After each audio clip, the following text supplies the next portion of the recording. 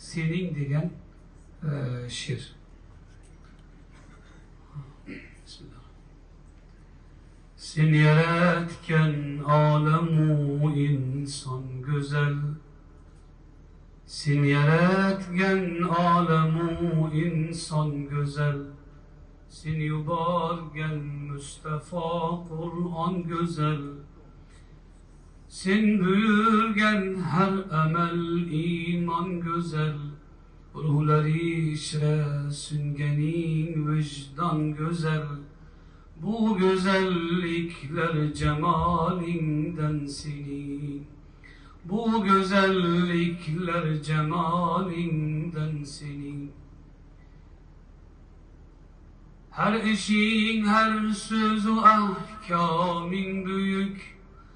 Hem cezain hem de ikramin büyük.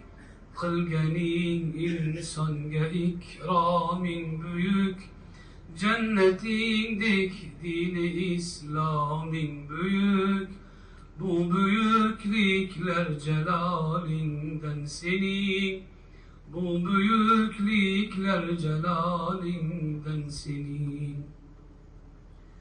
Sen yaratmış iki dünyayın tügel. Her sıfatın hem esnayın tügel. Berçemen leylerde imlayın tügel. Dilleri işre çekken imzayın tügel. Bu tügellikler kemalinden senin. Bu tügellikler kemalinden senin. Köz kibar unga güzel yüzler süyük. Köz kibar unga güzel yüzler süyük. Her kulakka mümli avazlar süyük. Her kulakka mümli avazlar süyük. Berçe dillerge şirin sözler süyük. Canga işku hacru efruzlar süyük.